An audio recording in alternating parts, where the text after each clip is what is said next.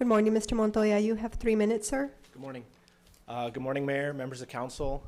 My name is James Montoya. I'm an assistant district attorney, but to be clear, I'm not here in a representative capacity from the DA's office. I'm here in my capacity as a citizen and as a candidate for district attorney. I urge the council to adopt the resolution.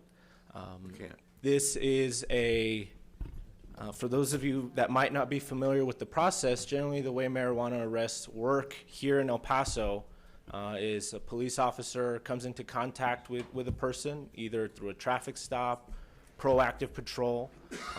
They detect the marijuana by observing it, smelling it. The person is placed under arrest, the marijuana is confiscated, the person is taken to jail, booked, processed. Most of the time they make bond and then they're released. On the prosecution side, while that's going on, we file the charge.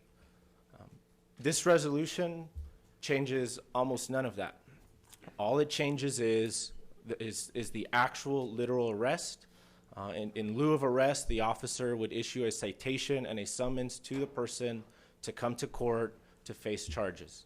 This resolution doesn't decriminalize marijuana. This resolution doesn't legalize marijuana. All it does is substitute the summons for an arrest. I know some people might characterize this as a soft on crime policy. I think that's a mischaracterization. I strongly disagree with that. I think the proper adjective would be smart. This is smart on crime. It's smart on our resources. Law enforcement resources are zero sum. Resources spent one place are resources that can be spent somewhere else. This legislation that would empower these officers was passed in 2007 nearly unanimously with bipartisan support by the Texas legislature. Many major metropolitan areas throughout the state of Texas have adopted it. I think it's time that the city of El Paso adopts it. This policy will continue to give officers the discretion to make arrests when necessary. They'll still be able to make arrests in drug-free zones. They'll still be able to make arrests when people possess firearms and marijuana.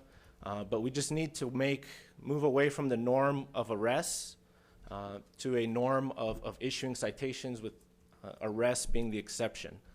This is smart public safety. It gets officers back in the street, gets them back in service, responding to calls quickly. It's fiscally responsible. It gets people, it's certainly going to save the county on the 2,200 marijuana prosecutions that we file every year. And it's going to make us, I think, safer with more officers back in the street more quickly. Thank you. Thank you. The next speaker is Mr. Michael Castro, followed by Valerie Castro, Michael Short, Ruya Ramirez, Michelle Destiny,